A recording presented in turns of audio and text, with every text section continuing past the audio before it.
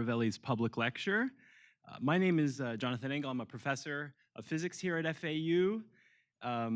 Carlo Rovelli is an Italian theoretical physicist who has worked in Italy, the United States, France, and Canada. He holds a number of distinguished positions in both physics and in at least one philosophy department.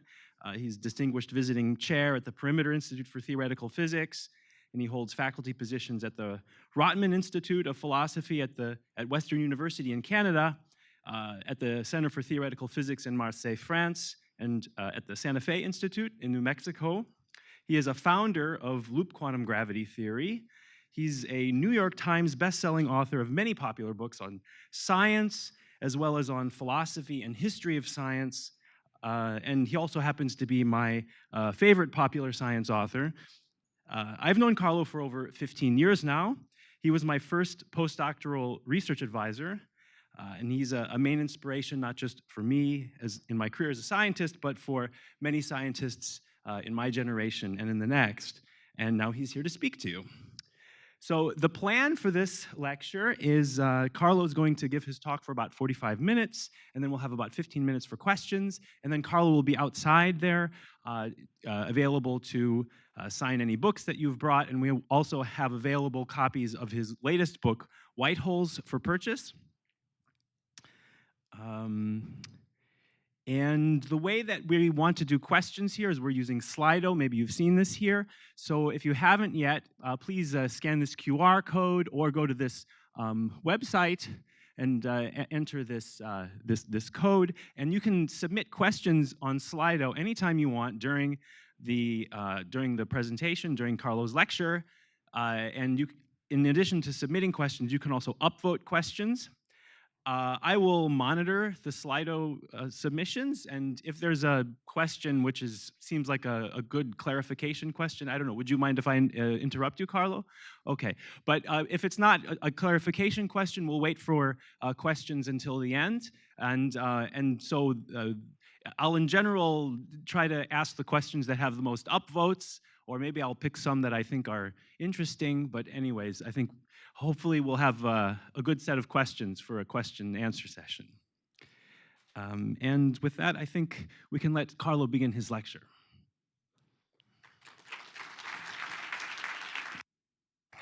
Thank you, John. Thank you very much. Okay, so thank you, all of you. Can you hear me well? Yes. It's a great pleasure seeing you, so many, and a lot of people which I don't know at all, and I suppose know nothing about physics, but also several of my colleagues. I'm pretty grateful because they come from elsewhere, and many went to the beach, and some prefer not to go to the beach and be here, so thank you, my friends. I'm going to talk, yes, 45 minutes, even less, and I want to leave time for a question. I'm going to talk about what has been and is my passion in research today, which is black hole, but also white holes. And I'm going to tell you about black holes and about white holes, what I think we know reasonably well, and what we don't know, but we're trying to understand about these things. All right, so let me start. It's a black hole. We have a picture of black hole now this is a real black hole. This is a huge black hole which is the center of our galaxy. I'm going to talk about that in detail, and I will try to get you a sense of what it is, this thing, as best as I understand it today. But let me start the story from what I think is a real beginning, which is almost a century ago. It's 1928, when this guy, this young guy, I don't know, whose name is Carl, like me, Carl Jansky, was just out of graduate school, and he was hired by Bell telephone company, who had some laboratory, because Bell was exploring at the time. This is 1928, right? So 100 years ago. Possibility of doing communication, radio communication. So they wanted to um, have somebody who explore what noise in radio waves are around. So they hired this guy, and they told him, well, you study physics, give us a good map of what sort of noise is out there in radio waves. And so he said, okay, so he built an antenna, and he built this antenna, which is a sort of a very hand wave and simple thing, which could rotate, you see, on the wheels and could turn on itself. His friends were calling it um, uh, Jansky merry-go-round. And with that, he was taking, it was recording whatever the antenna would catch, okay? And it would catch, I don't know, a faraway firestorm, the lightnings would make some scratch in the thing of the antenna and whatever is around. But he was also getting a signal, which I want to show you because it's this is from his actual first paper on that. The thing was rotating, so 10 a.m., 11 slowly, and there was a very regular beep, beep, beep, beep, beep, beep. It was a sort of siffle. Every time it was pointing one direction. And then, of course, he asked what it is. And he noticed that during the day, this moved. So was coming some hour from there, some hour from there, slowly, and it will make a turn every day. So it means that sort of pretty obviously came from outside the Earth, and he thought it's the sun. The sun, it's a big producer of electromagnetic waves. Of course, all the light that gets to us is hot. All the heat is all sorts of electromagnetic waves. Also electromagnetic long wave waves, long wave wave in the radio. So of course, emit a signal. So that was easily to discover. But he was a very punctilious kind of guy, and he kept. In fact, his sister said that his father was always telling them, go all the way through, check all the way through, never be sure of that, of anything. So he kept measuring that, and quite surprisingly, the source of these things was sort of turning around the Earth, not once a day, but once every 23 hours and 59 minutes. So it was sort of remaining late with respect to the sun, which makes no sense at all. I mean, obviously the sun is not late with respect to the sun, so it had to be something else. And so he was scratching his head until somebody said, well, but that's the 23 hours 59 minutes is the time the stars rotate around us. Because, with respect to the star, the sun moves slowly, and during the year it makes a full turn of the constellations, right? So every day the sun is a little bit moved with respect to the stars. That means that this signal came from the stars, which is pretty astonishing. We are on Earth, and there's a signal, powerful. It's the most powerful thing you turn on this wavelength, or this long wavelength captured by this antenna. The strongest signal you get, it's something that comes from outside the solar system, from the stars, okay? The thing was pretty shocking. He published that, and it was so shocking that it ended up in the New York Times. So there was an article in the New York Times, we are in the 20s, saying, mysterious signal coming from the stars. And of course, the journalist said, maybe it could be aliens talking to us. It's not aliens. And he was invited to radio broadcast. This was the first public radio broadcast in the 20s. And he was interviewed, and the radio broadcast out to America. Everybody heard the radio, the signal, whoop, whoop, whoop, saying this is a signal coming from out in the stars. And in fact, once you realize it from the star, you know which direction of the star, and the direction is Sagittarius, the constellation of Sagittarius. In a specific point of the constellation of Sagittarius, which already astrophysics knew, is the center of our galaxy. So at the center of our galaxy, there's something sending a signal, a powerful radio signal to us. And the journalist on the radio said, well, it should be a very powerful thing for, if we have a radio emitter here, the guys in the central galaxy are not going to hear it. You get a super, super powerful thing. And he said, yes, indeed. And so the thing was announced to America altogether. And the question, what is it, was no idea. Okay, so no idea about that. And decades passed, and nobody knew what was the signal. So this is a well-known signal coming from the star that nobody knows. I'm going to tell you what it is. In fact, I'm going to tell you, it's him. It's him that emitted this signal, the big black hole at the center of the galaxy. But before getting there, let me go slowly and make one more step. Let it live here. How did we get to understand what was the signal? And this is another Carlo. My name is Carlo, so I'm particularly attached to everybody, which is a Carlo that was, how do you say in English, lieutenant, a young officer in the German army during the First World War. So we're stepping back 10 years before, 15 years before that story. So this is when in Europe there were, Eastern European people fighting against Russians and killing one another, which is things that don't happen anymore, of course. Humans are idiots. They do these things. They massacre one another because you have a border a little bit one-sided. So this was happening at the time.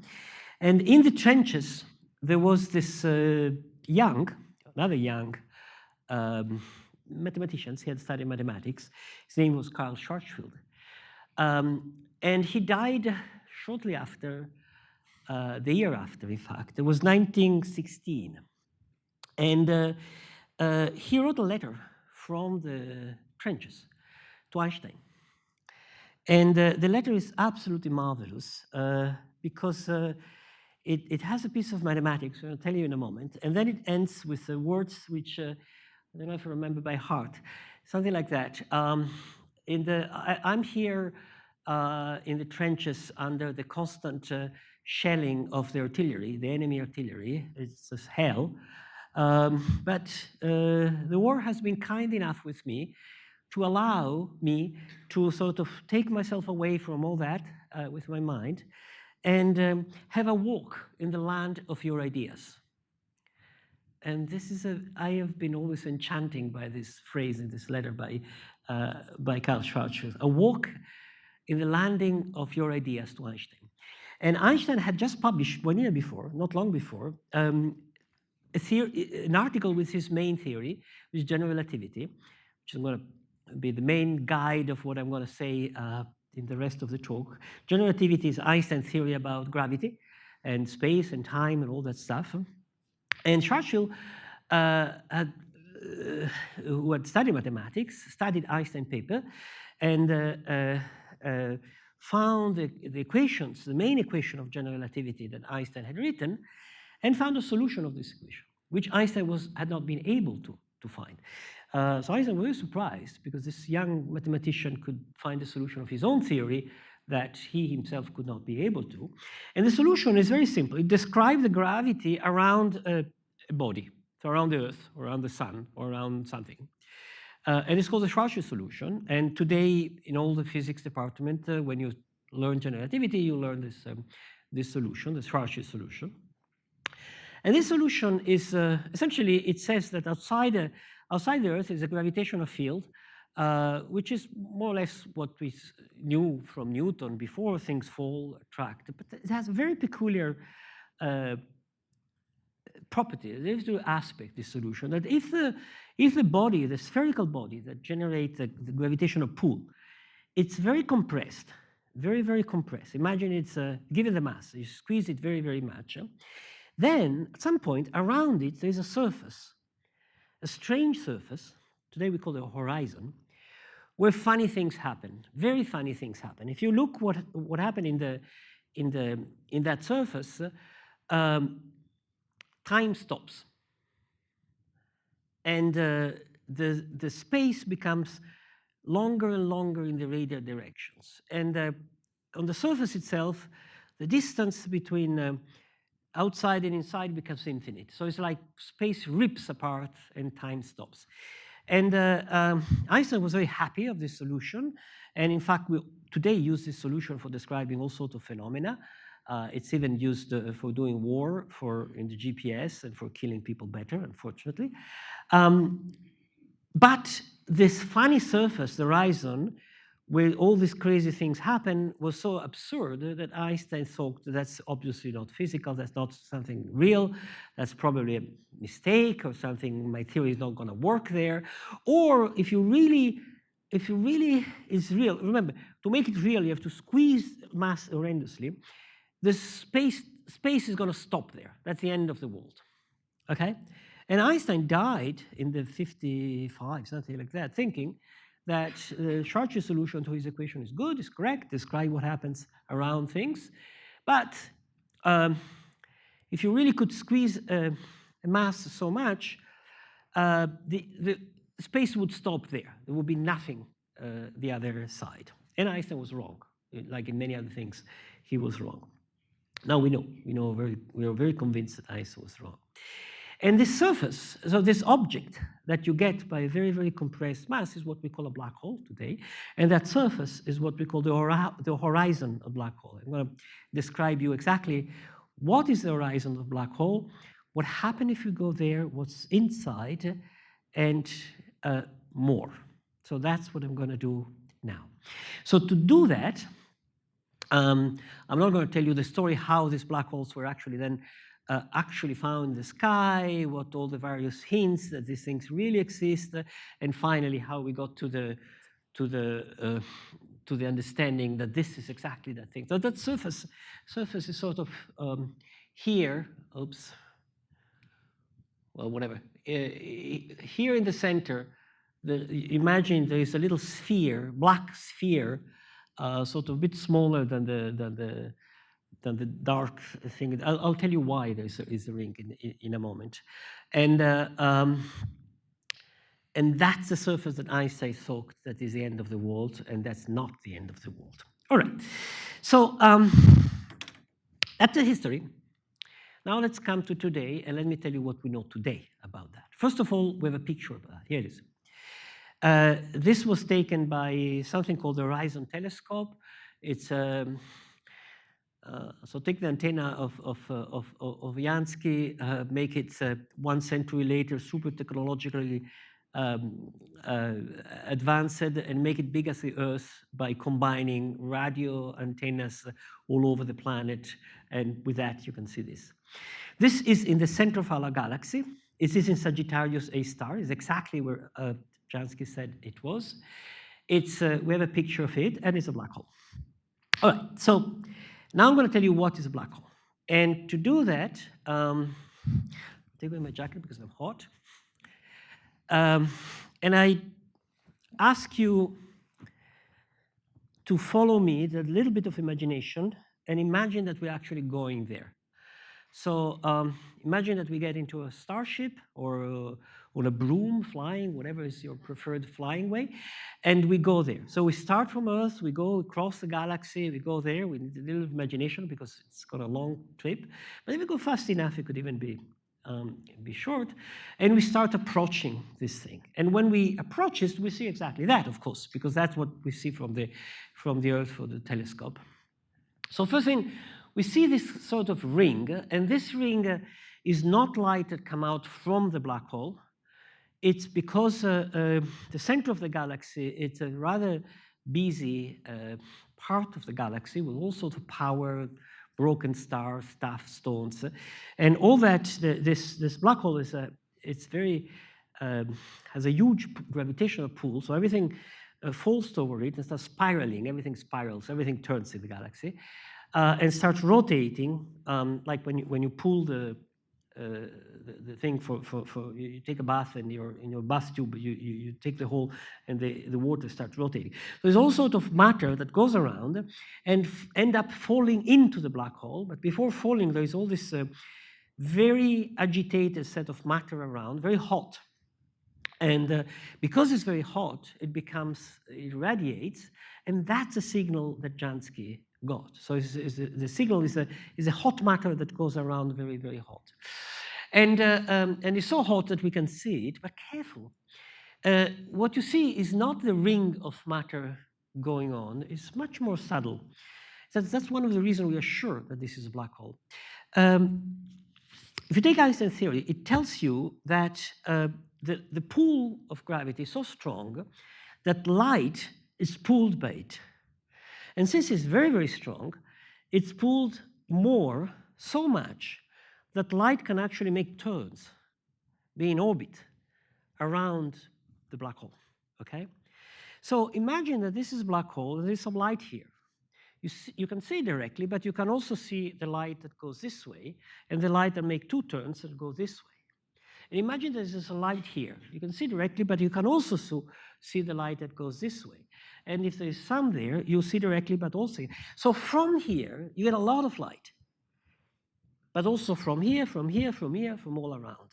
So you see a ring around it, okay, where all the light that come close to this ball comes to you. So you see a ring.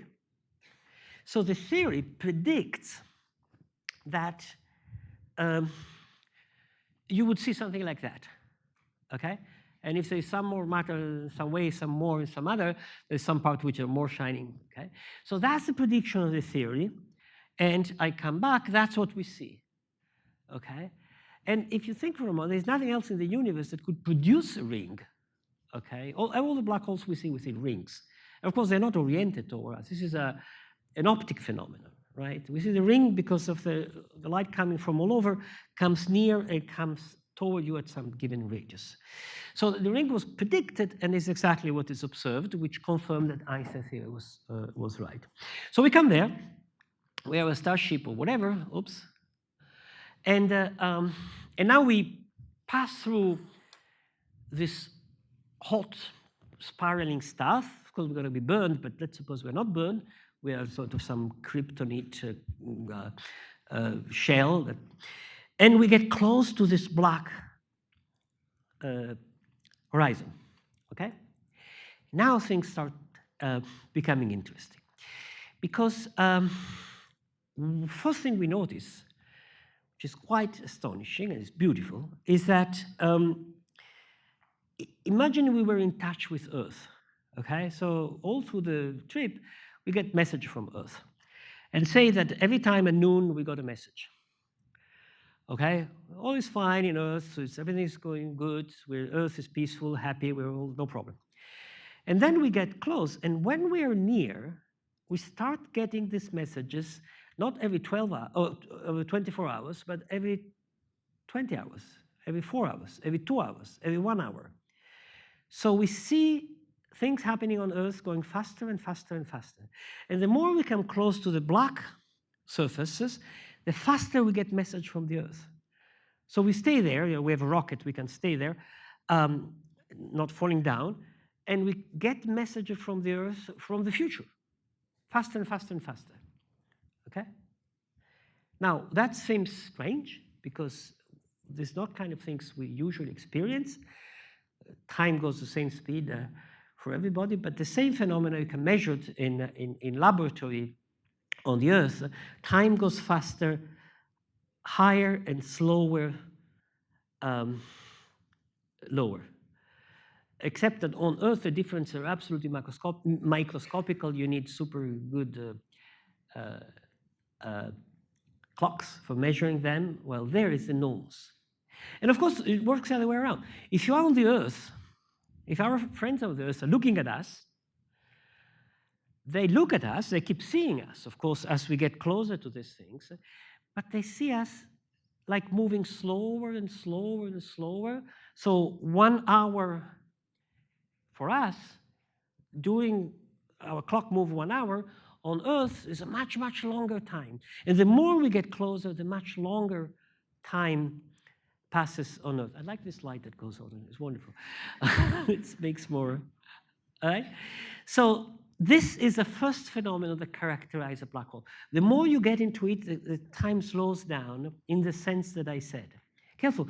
It doesn't slow us down for us in the starship. For us in the starship, everything is normal, okay? But with respect to the Earth, our time is going slower and slower and slower with respect to the Earth, and we see the Earth going faster and faster and faster and faster. And when we get at the horizon, we see the future, the infinite future of the Earth. So if you're curious what is going to happen on the Earth 10,000 years in the future, just go near a black hole and look back, and you see it. Okay, it's true, it's certain. It's something we know very well. Good, but we're still outside. Okay, so now what about crossing it? Well, you may be scared because Einstein thought it was the end of the world, but it's not the end of the world. In fact, the guy who realized that is David Finkelstein. He's a marvelous scientist, an American with a big white beard, with a very hieratic and very nice and sweet at the same time. He understood that we can actually cross the horizon. So we cross the horizon, okay? And what happens when we cross the horizon? Okay, so imagine we're in the starship, this black wall, we enter, and what happened? Nothing, absolutely nothing. It's normal. So when we were outside, we had some rockets to not fall immediately. We release the rocket, we go in, and we're still in. Nothing particular happens. So why is peculiar, this horizon? Why from the outside? Well, it's called a horizon, right? What is a horizon in usual life, not a black hole horizon? The horizon is when you look at the ocean and there is a sort of line after which you don't see anything. Imagine you're on the beach or on a hill, and there's a boat that goes away, and you see the boat. At some point, it disappears. And when it disappears, it's below the horizon. Okay, it's past the horizon. So it's a place where you cannot see beyond. But of course, if you are on the boat, you don't find a red line saying, here is the horizon. Okay, there's nothing there. It's completely normal. The only thing that is special is a relation with a beach, that you're sort of hiding behind the curvature of the Earth, and so you're not visible anymore from the horizon. So the horizon of the black hole is something similar. Once you're not in a special place, not particularly special, but it is special because anyway, the mass is there. But locally, nothing happened except that now your friends on Earth are not seeing you anymore. Remember, for seeing you when you approach it, they had to wait later and later in time. Now you're the other side of the horizon. They should wait forever before seeing you. They don't see you anymore. Okay, so we're inside the horizon. Now we're inside the horizon, and it's a second surprise. And the surprise is that what is inside is huge. I have in fact, the Royal Society in London produced this. You remember this fairy tales where, there are the two brothers, the sister and the brother, walk in the wood, and it's a little hut. And then there's a little hut with a little door. They go in, and inside there's a huge hall, and then there's another door, another huge hall. There's an immense space outside, gardens and palaces, everything. And they're surprised. They go out, and there's a little hut, and inside is everything. That's exactly what this thing is. Okay. Once you go in, inside is enormous. It's immense. It's very. In fact, the older the thing is, the bigger is the inside. The inside grows with time for inside, and that's not surprising, because the entirety of Einstein is that gravity is this distortions of space and distortion of time. I told you about this distortion of time. It's different speed of time. And this is a distortion of space. And imagine you're a little ant walking on a square flat, okay? And then you see a little hole. And you say, oh, a little hole inside it must be small. But you look, and there's a parking lot, huge. Okay, well, because the world is not just flat, it's just bigger thing. Similar is with our space. So if this is the border of the horizon, the sphere, just a model of it, inside, if you learn geometry, you know how big is a sphere, you know what the volume. But that's wrong. The volume can be much bigger than what you learn at school about the volume. And in fact, what happens is that it's long, and inside there is this long tube, which is enormously long. It's just very, very long. And the shape you see around yourself is exactly like this one. That's why I had this done. More precisely, when you're outside, you can imagine space like a sphere around the horizon, and then another sphere around, another sphere around, another sphere around, like this one, and another round, another round. And inside the same thing. There is a sphere and another sphere, but they don't become smaller. They're all the same size and become longer and longer and longer, okay? And if this hole was created by the collapse of a star, some matter collapsing, the star is down here in the bottom. And the last surprise inside is that while you're in, we were outside, now we're in this thing. Imagine we're inside the. So, first of all, we find this funny shape. It's intuitively, it's this round thing, it's very, very, very long. But outside, we could stay put outside the horizon, with rockets to avoid falling. We could stay all the time we wanted. Inside, we can't anymore. The world is not stationary, it's not static anymore. We realize that as we are in, the sphere around us is closing around us. More and more and more and more.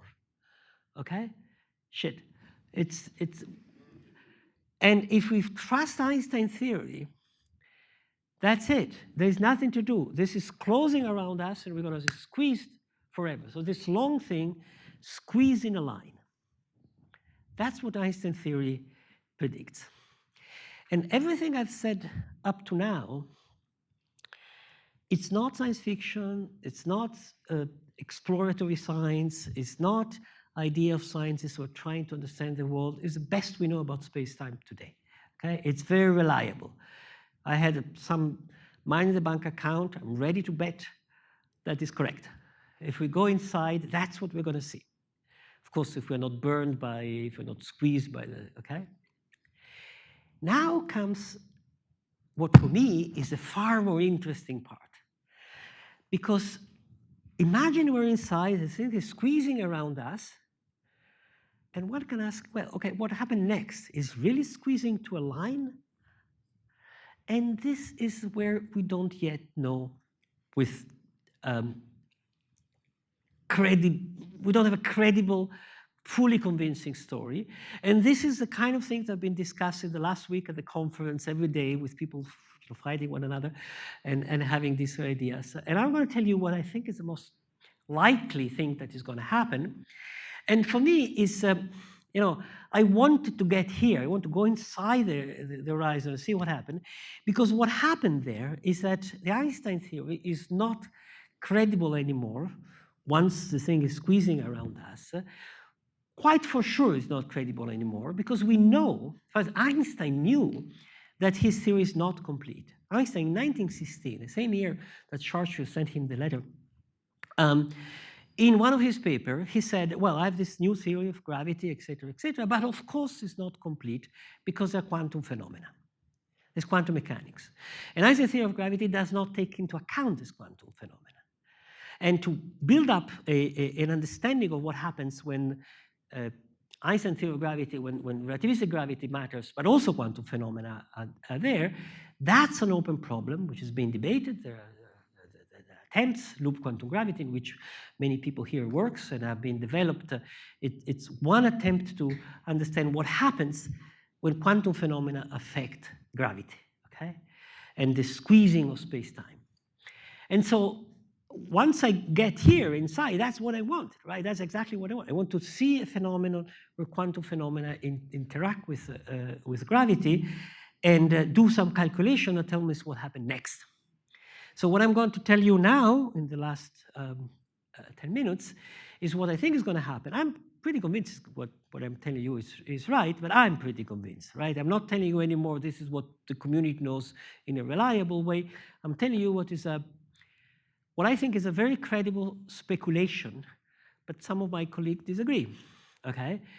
And I'm sure I'm right on Monday. On Tuesday, I have doubts. You know, on Thursday, yeah, I'm right for sure. On Friday, no, I'm wrong. That's where we are. Okay, so what happened? Remember, we're inside here, okay? And as time passes, this is squeezing, becoming longer. And Einstein theory says it becomes a line. It's squeezed to a line. Okay, this is a famous singularity of predicted by Einstein theory. But careful, singularity is not somewhere. It's not down there at the bottom of this thing. It's if this room is inside of the black hole, singularity is not somewhere in some corner of the black hole. It's just everything squeezing around us. It's at some when, not at somewhere. Singularity is a when, not a where. Some time, not in some space.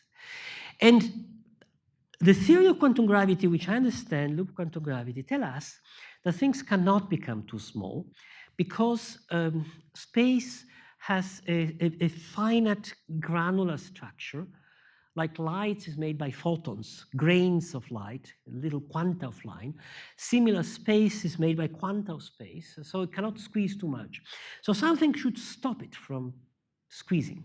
These things cannot be super squeezed. At some point, something should stop it, like a pressure, a quantum pressure, which is the same quantum pressure that prevents the electron to fall into the nuclei of the atoms. Why the atoms stay open and the electron doesn't fall? Because there's a quantum pressure, a quantum impossibility of squeezing things too much. So what happened next? Now, I think that what happened next, let me give you the intuition of what happened next. A black hole is formed by a star falling into itself, right? We were letting ourselves fall inside. Space is squeezing because it's falling, okay? Things fall, that's what gravity is all about. And things fall going down. Now, when things fall and find a limit of the possibility of falling, what do they do? Okay, so things fall, they bounce, they come back. That's what happened when there's a fall and there is something that prevents the further fall by sort of conservation of energy intuitively. This doesn't stop there, bounces up. So that's what I expect intuitively to happen to this thing. As time goes on, this becomes longer, and thinner until it gets so thin that quantum effects, quantum pressure comes in, and then it comes back. It bounces back, and it starts opening again and becoming shorter.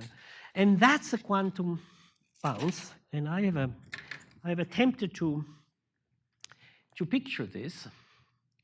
So that's my picture of black hole, right? This is the horizon here. And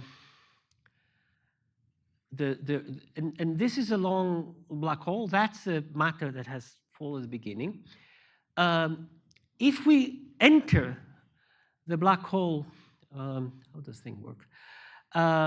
We're moving sort of this way until this is going to squeeze around us. But what I expect is because of the granularity of space,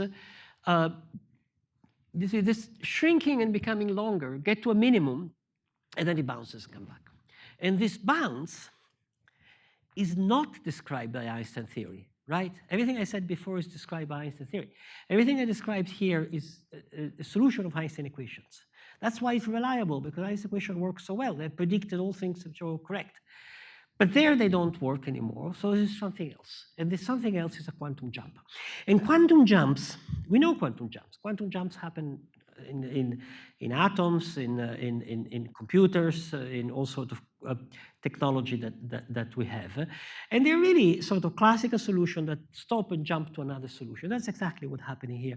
So what is really happening in between, the right way of thinking in between is one of this quantum jump, which means that this is a space evolving in time, but that is not a space evolving in time. It's sort of disappearing and reappearing with a certain probability. So there's no space there. There's no time there. It's a non-space, non-time quantum gravity jump, okay? Quantum jump of space and time. That's the kind of things that we've been debating in the conference, and I think it happens. So now we're on the other side. We're on the other side, which is the same thing going backward. And now, forget quantum mechanics, we're back to Einstein theory. And Einstein theory, wait a moment, Einstein theory told that this is going to squeeze. Well, take Einstein equations, take the same solution that Carlo Schwarzschild found in the trenches of the wall, take the same identical solution, where there's a letter T which indicates time, put a minus in front, minus T, and you get a time reversed solution. There is a equation that describes this falling. The same equation with the reverse time describe it coming up.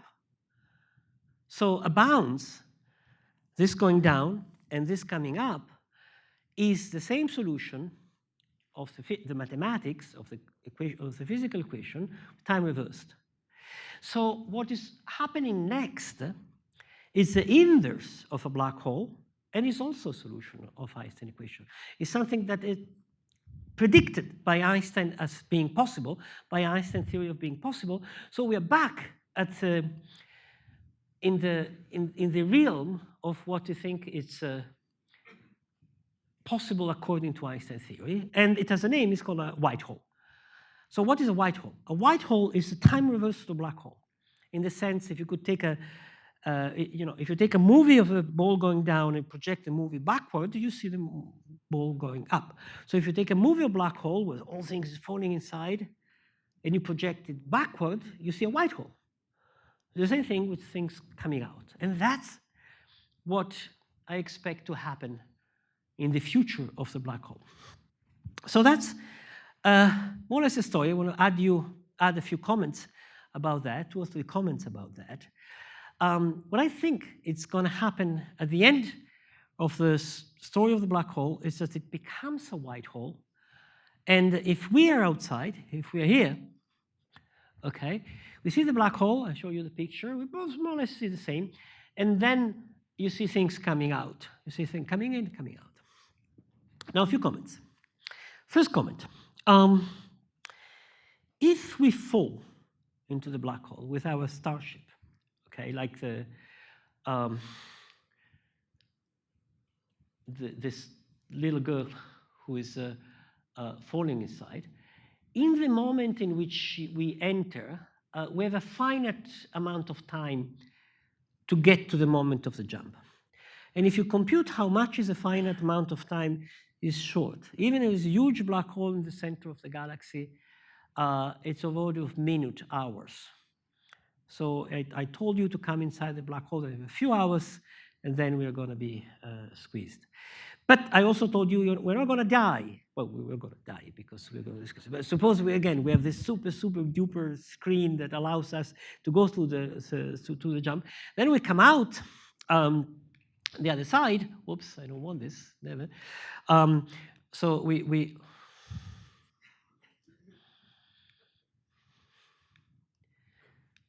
I'm not good.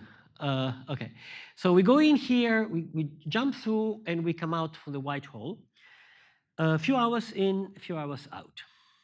Okay? But remember, outside, here, time goes much, much faster, and if I'm out, I view what's happening here as sort of slow motion. So when I come out, outside, a huge amount of time has passed. And if I make the calculation for a big black holes, inside I go in and come out in a few minutes, hours. Outside, is billions of years.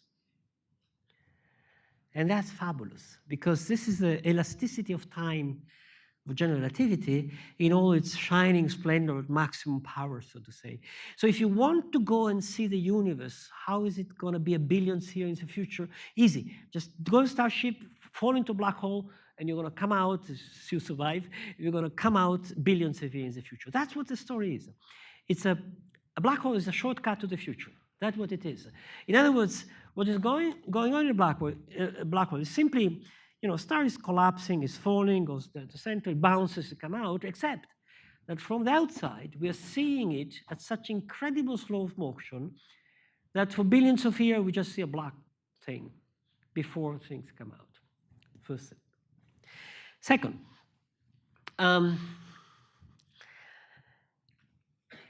I've not given you the full story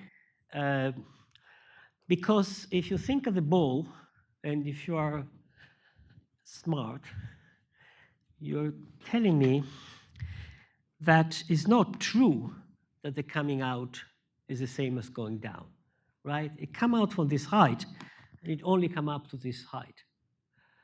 So it's not true that the coming up is symmetric of the going down. Why? Because there's friction, there's dissipation. Some of the energy is lost in the bounce, which is not really elastic. Some of the energy is lost in the friction of the air going down. Some of the energy is lost with the friction. So what you produce coming out is not the same of going down. And the same is going to happen here. There is a number of phenomena, which are dissipative phenomena, like just the friction of the ball, such that you start from a big black hole, but through all this, you lose energy, and you end up with a very small black hole, white hole. So a number of reasons. I don't want to go into the technicalities, into the technical details, but we've been long debated in this conference. The white hole that comes out, according to the calculations, it's going to be small, not big. So even if you start from a big black holes, you end up with a small white hole. And one of the reasons it's sort of comprehensible is the following. The quantum jump should also affect the horizon itself, because this is the horizon of black hole, this is the horizon of white hole. They're not exactly the same. But as long as the horizon is large things are not quantum. Small things are quantum. Okay? So you have to wait for this to dissipate and become small, and this happens because of a phenomenon called the Hawking radiation. And once it's very small, then you can jump and become quantum. So what the theory suggests is that this story is correct, but this white hole is going to be small, very small. In fact, it can be as small as possible. It can be the theory of quantum gravity tells you how small it can be, which is the scale of quantum gravity. It's called Planck mass. It's the smallest possible mass in quantum gravity for an horizon. Now, Planck mass is 20 microgram. It's the weight of my hair. My hair is just so what I expect is that all black holes, the distant future, are going to become little things like my hair, white holes, flying around. And imagine that there are many of these. Imagine that because of what happened in the early universe, or maybe before the universe, whatever, there's plenty of little things around. This will be like a dust, but with a weight, because this is a white hole, so it's a weight, it's a mass, floating around among the galaxies and in the universe, but not interacting with any other interaction. So they don't have an electric charge, they don't have a magnetic charge, you don't see them. So it will be like a matter, behave like matter, but dark. And surprise, the astronomers tell us that the universe is full of a mysterious things called dark matter, which we don't know what it is. There are some hypotheses. It could be a lot of these things. So this little white hole flying around, old black holes, which little doors to a long inside, could be, it's a possible candidate of the dark matter that astronomers see. Could we detect one of these? Well, my last paper, which I have, with two colleagues, sent to physical regulators months ago, and I hope it's now accepted after the exchange with the referee, is about a detector that using some quantum technology to detect a teeny thing about 20 microgram flying by through the gravitational pull on some little quantum devices. And if we make a single, a sort of very simple calculation, if all the dark matter that astronomers see, which is an hypothesis, might not be true, was made by these little white holes, roughly there is they will be flying here, not many. We know how much dark matter it is. We know how big they are, so we can estimate how many they are. In this room, maybe there is one going by now. So, okay. So there are not many, but they're not. So it would be possible, perhaps, in the future to build a detector and detect one of these. Is it true? Is it not true? To me, it sounds a little bit like science fiction, but when Schwarzschild and company were thinking about black hole, it did sound like science fiction. And when I was a student at the University of Bologna studying physics in the 70s, I studied black holes in my books, and my books said, these things don't exist in the sky. And they do exist. Here they are. So I hope white hole also exists, and we're going to detect it. And I'll stop here.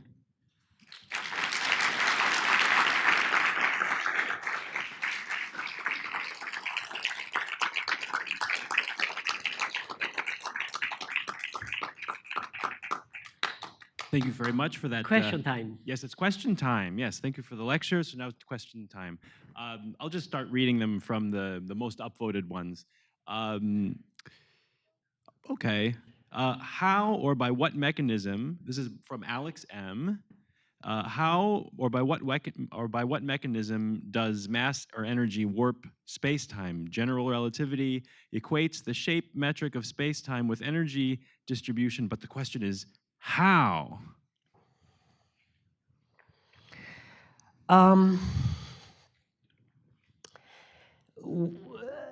Modern physics, it's a great question, and it is an impossible question. So modern physics was born in one of the most spectacular books that humankind has ever seen, which is Newton Principia. And Newton was studying exactly the same question. What is gravity? Okay. And he understood that the gravity that makes things fall is the same phenomenon that keeps the moon around the Earth and the Earth around the sun and so on. And he wrote this way of how gravity works, forces, and then at the end of the book, he writes, all right, so how does the sun pull the Earth far away? How does this? And he doesn't answer and write this famous sentence, which is in Latin is hypothesis non fingo. I don't come up with hypothesis with guesswork. And to some extent, he said, well, you're not a scientist. You're not asking the main questions. But you cannot tell Newton he's not a scientist, and you cannot say that in the most successful scientific discovery ever, which is the discovery of mechanics and Newtonian gravitation there. And when Einstein write the equations of general relativity, the same thing, these tell us that the way things work, as far as we know, is that where there is mass, there is this distortion of space and time that I describe, and that's gravity. I mean, that it follows that is gravity. And then one can ask the same question. I mean, how come that mass? And I think these are not the right kind of questions. Sometimes they are, but sometimes science is not about answering any question that passes through your mind. It's realizing which kind of questions can make you a better picture of reality. But we don't have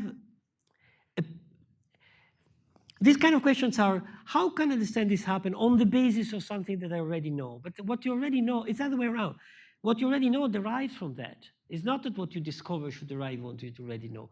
You're inventing, you're creating a new concept, new way of thinking from which you can derive what seems natural to you. So in a sense, science is not satisfactory from way. Just say, look, this is how things happen as far as we know. So the answer is I don't know, in brief. Here's a question from Caroline Sherry. From an observational point of view, what would differentiate a white hole from a regular star? Um,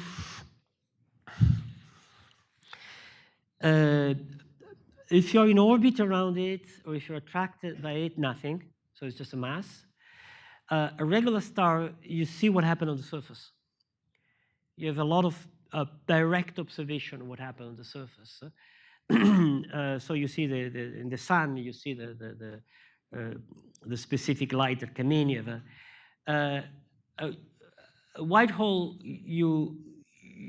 There is no physics of what the surface is. So for most of the time, it's black. You don't see anything coming out of it. If something comes out, it's not a surface thing. Is something that is just jumping out of this black surface suddenly. So it would be completely different phenomenologically. Plus, if this, what I said at the end of my story is convincing, there are no big white holes. There are only small white holes. So it would be completely different than a star. This is from Mike M. How is the singularity avoided during the transition from a black hole to a white hole? Because there's no singularities. Before falling into the singularity, before this shrinks to a line, something else happened earlier. So when the tube is not yet a line, it's small, but not yet completely squeezed to a singularity. Something else happened. So in other words, it's wrong to say that we think there are singularities. We think there are no singularities. The singularities, all the singularities that Einstein theory seem to predict actually are outside the domain of validity of Einstein theory. So we expect quantum phenomena happen before the actual singularity. There's no singularity. It's avoided because when you try to go there, something else happens. It's exactly the same thing if you have a nucleus of a hydrogen atom with an electron and you let it fall. Classically, you do the calculation, the electrons fall into the nucleus, so something infinite happens. It just disappears into the nucleus. The equation, classical equation doesn't make any sense. But before it gets there, quantum mechanics take over. So the electron becomes a little wave and bounces around the nucleus. Here's a question from an anonymous person. Have you seen the Three Body Problem television series? And if you have, please share your opinion on the astrophysics on there. If I've seen Three Body Problem, and what is the second part? Please share your opinion on the astrophysics there. I haven't seen it. I'm sorry. Oh, okay. I know about Easy it. answer. I want to see it. But I don't know what is astrophysics in it, so I've no opinion. Anybody seen it here? Oh, there are extra dimensions in the series? Oh, it's all wrong.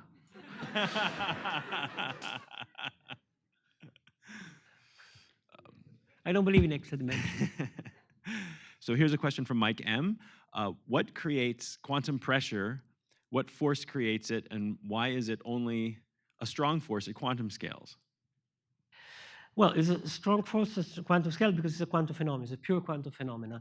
So it's only come in when there are quantum phenomena. And the intuition about it, it's a Heisenberg principle. Heisenberg principle, it's a completely universal thing in quantum mechanics that says that,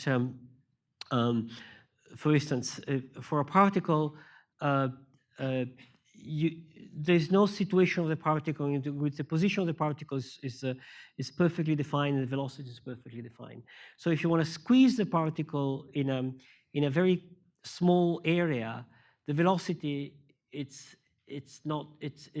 spread, which means that it cannot stay there. It moves away.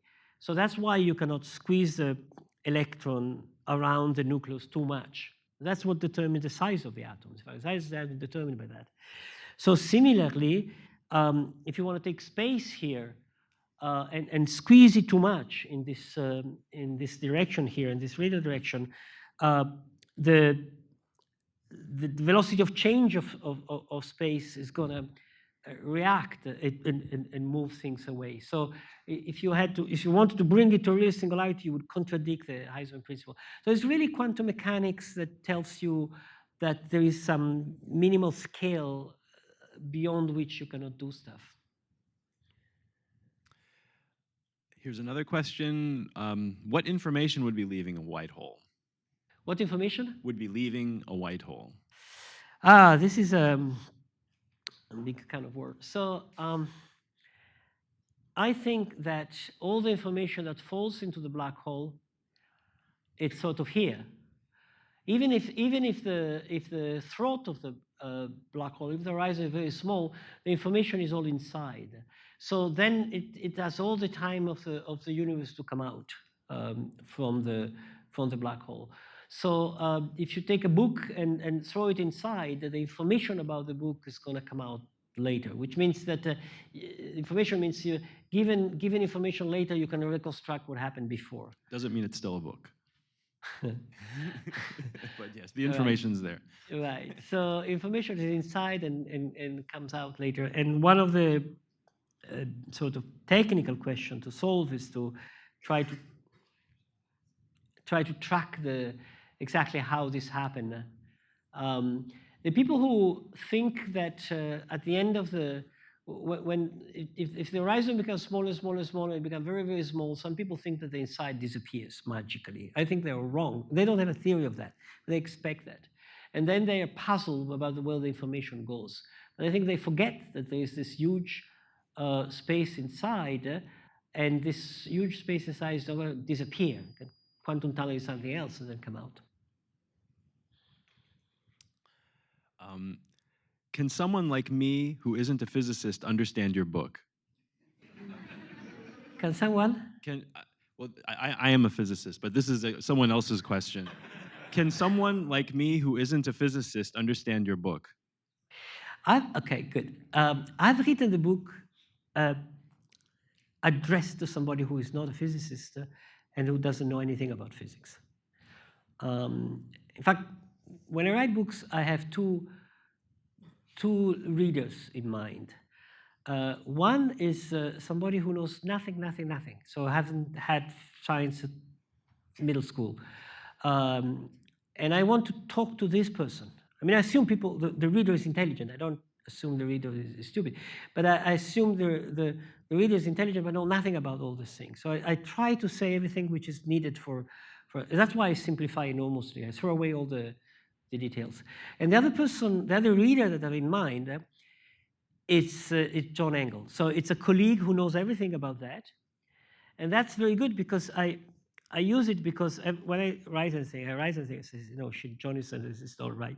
So I raise and but also I want to write something that could be of interest to my colleagues who know.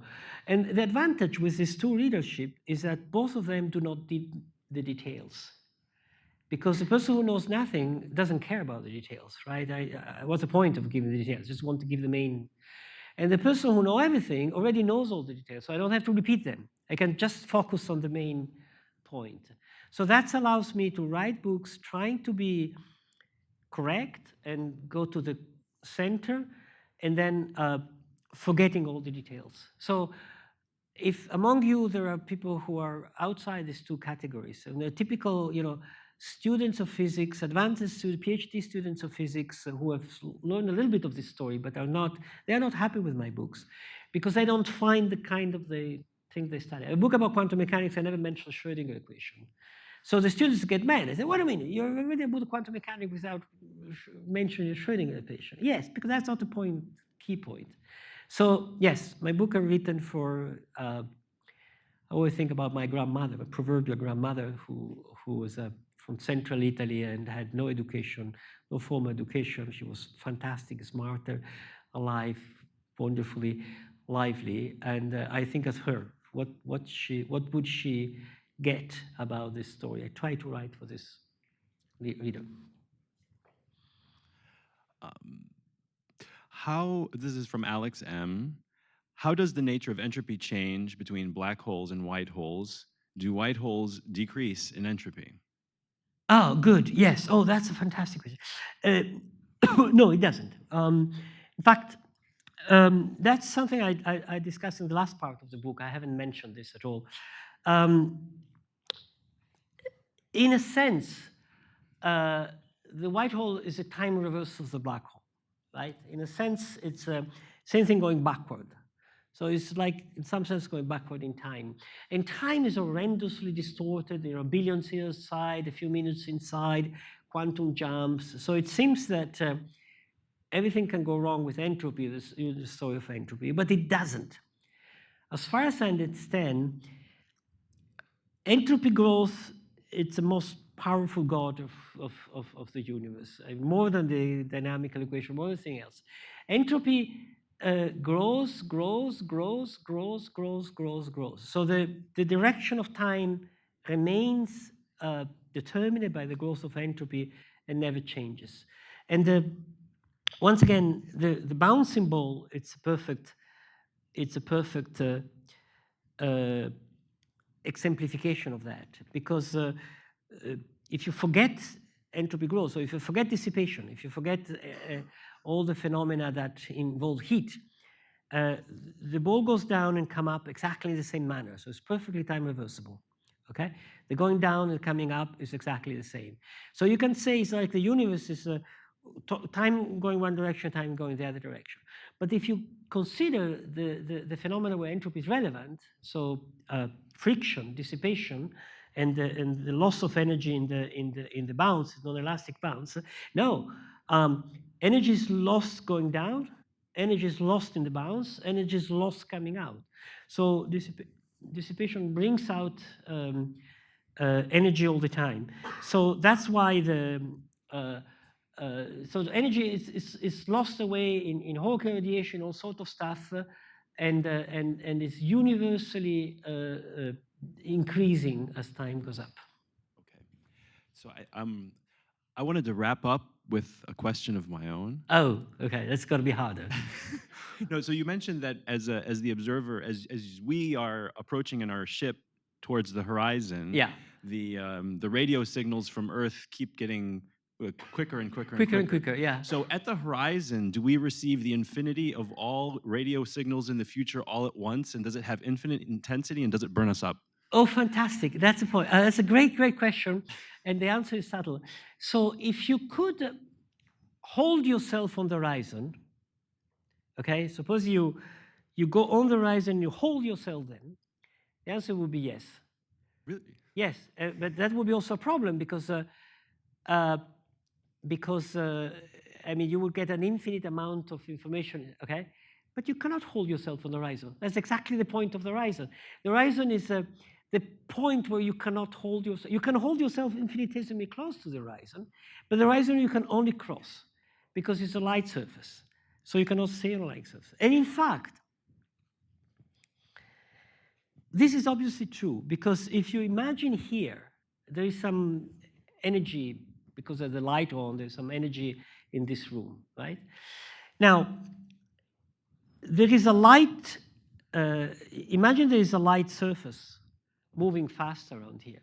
If you could move with the light, you would perceive the energy infinitely blue shifted and you would burn. So of course you would burn if you could stay on the horizon for the same reason. Here, if you would move at the speed of light, you would burn. But you cannot move at the speed of light, okay? And so you don't burn, and so nothing can stay there. So the idea that something happened strange of the horizon is just wrong. Okay, thank you. All right, so that's all of our questions. Let's thank our speaker again. Thank you. Thank you very much. And so now Carlo will be going out to the front area there, and he'll be available to sign books. And And if you have further questions, yes, please don't go. hesitate. Short, not too long. That's it. Oh, Can we get one more question? oh, from her, sure, of course. If you do like everything backwards, like if you go through a white hole, then like the other way to a black hole, do you go into the past? Ah, very good. Great question. No, I don't think it would be possible. You can only go more and more in the future, but you cannot use that to go into the past. Sorry. Okay.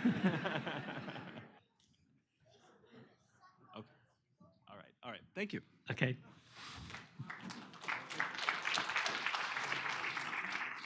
Thank you.